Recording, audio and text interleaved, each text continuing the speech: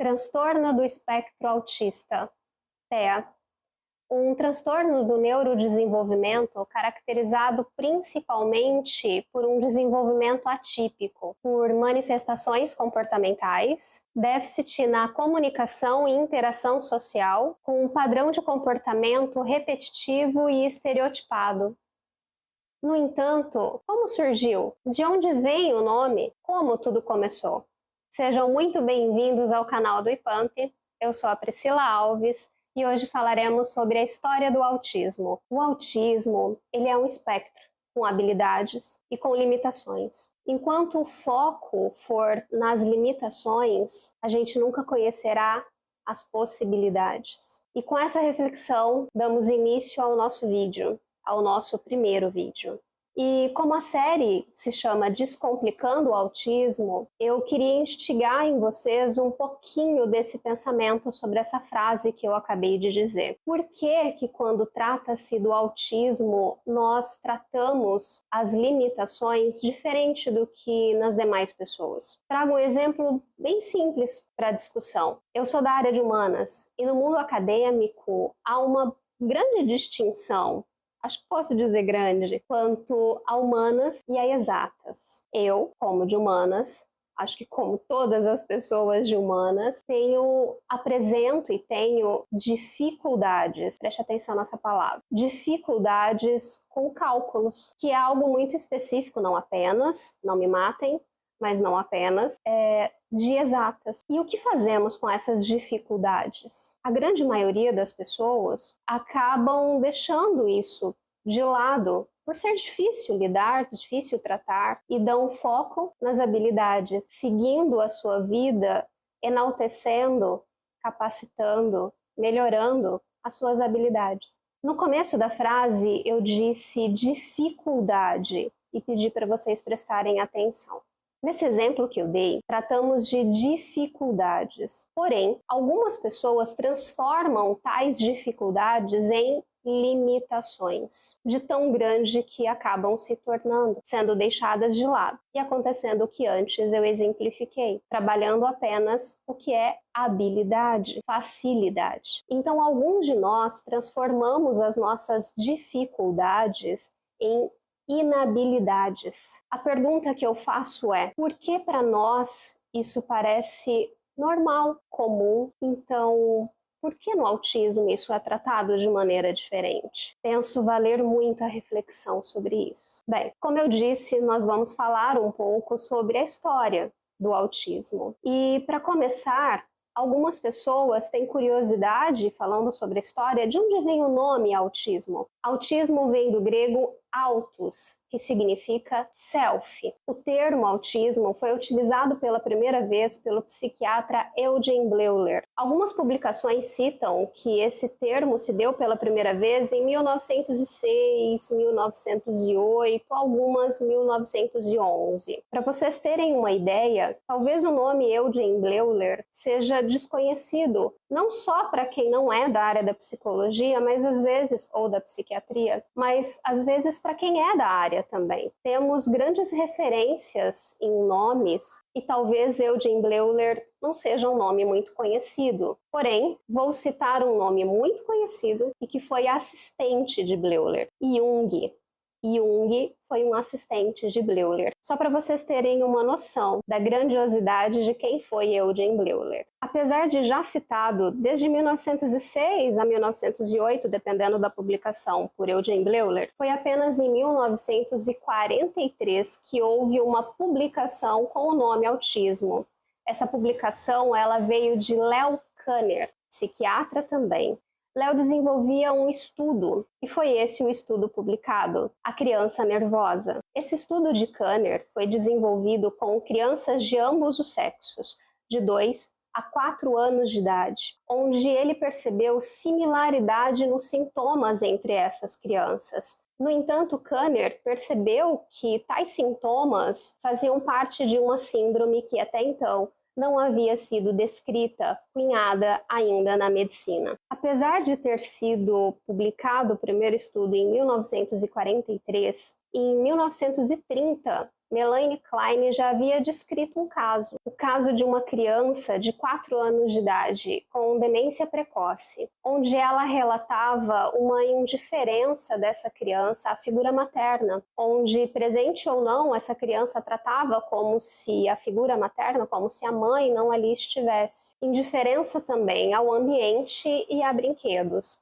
onde essa criança emitia sons, mas esses sons não vinham da intencionalidade de nenhum tipo de comunicação. Como eu acabei de dizer, Eugene Bleuler, ele utilizou pela primeira vez o termo autismo, e este termo foi utilizado para poder descrever sintomas, para descrever um quadro, na verdade, da esquizofrenia. Essa foi a razão onde, por algum tempo, houve uma confusão com relação ao autismo e à esquizofrenia. No entanto, o quadro de esquizofrenia citado por Bleuler traz não inabilidades, traz tendência ao afastamento no relacionamento, ao isolamento. Mas volto e deixo claro mais uma vez esse ponto. Na esquizofrenia, trata-se da tendência, no autismo, da inabilidade. Essa foi a diferença e onde passou a haver a real distinção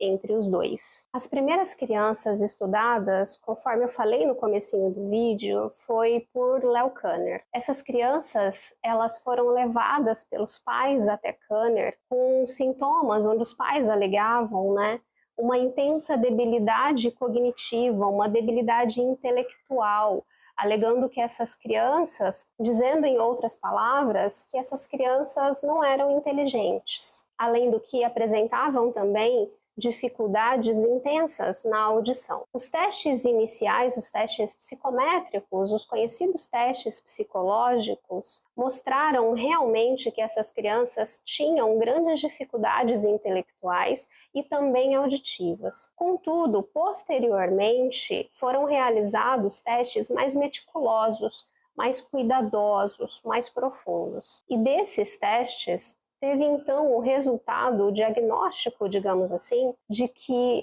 na verdade, havia uma síndrome básica que estava encoberta pelos sintomas tidos, compreendidos, não só compreendidos, mas existentes no quadro, intelectuais e de audição. Mas que essa síndrome básica, ela ficava então encoberta, escondida. Fora que, pouco depois, durante esses testes, notou-se, e não só notou-se, concretizou-se, comprovou-se que nem todas as crianças tinham alguma dificuldade auditiva. Os pais relatavam ainda que essas crianças, elas não ligavam para as outras pessoas nos seus ambientes, ao seu redor, como se as pessoas que estavam ao seu redor não existissem, não fizesse alguma diferença em estar ali. Que essas crianças, elas demonstravam um certo prazer, digamos assim, na autonomia, em ser autônomas. E em 1966, Kanner descreveu esses casos. Mas nessa tradução uma frase me marcou bastante, que foi onde Kanner diz, ele relata que esse quadro descrito aqui, esse quadro que eu descrevi para vocês, ele dá uma impressão de sabedoria silenciosa. Bom, falando da história, viemos desde lá bem atrás, e quando foi publicado, quando foi classificado pela primeira vez o termo autismo, o autismo em si, foi no DSM-3. Essa publicação, ela foi de 1980. Foi a primeira vez, então, que a APA estudou e publicou sobre o autismo. Só contextualizando, o DSM é algo como a CID, deixando mais claro para quem talvez não seja da área, não domine esse campo. Quando a gente vai ao médico, por exemplo, e precisa de um atestado, esse médico ele precisa dar uma CID. Então, o nosso atestado vem com CID e um número. O DSM ele é então uma classificação, assim como a CID. E usei alguns termos que, mais uma vez, talvez nem todos conheçam. A APA é ela quem desenvolve os estudos e quem faz a publicação dos DSMs, tá? Eu disse que a primeira classificação foi no DSM-3, em 1980. A saber, hoje, nós estamos no DSM-5, TR, que é um texto revisado do DSM-5.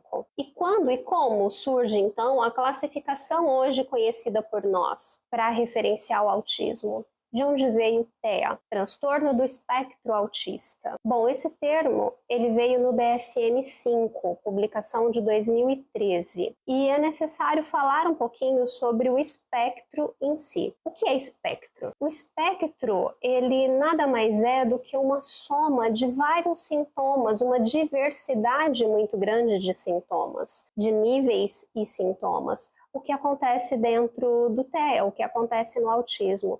De forma que o indivíduo que está dentro do espectro, ele tem sintomas e níveis próprios dele, transformando ele como um ser único dentro do espectro. Apesar da publicação ter sido do termo espectro, ter se dado apenas em 2013, Lorna Wing já usava o termo para poder dizer que a síndrome de Asperger, ela estava dentro, ela fazia parte da síndrome então descrita por Kanner. Assim então chegamos na classificação de TEA. Assim houve então a junção de 4 transtornos chegando ao TEA. São esses os transtornos: o transtorno do autismo, de Rett, de Asperger e o desintegrativo da infância.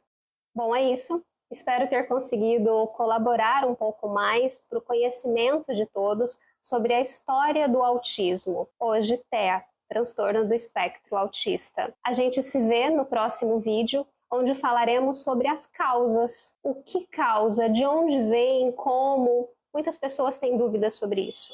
Então falaremos sobre as causas. E finalizo com a seguinte frase: o autismo faz parte desse mundo, não é um mundo à parte. Espero vocês no próximo vídeo. Até mais!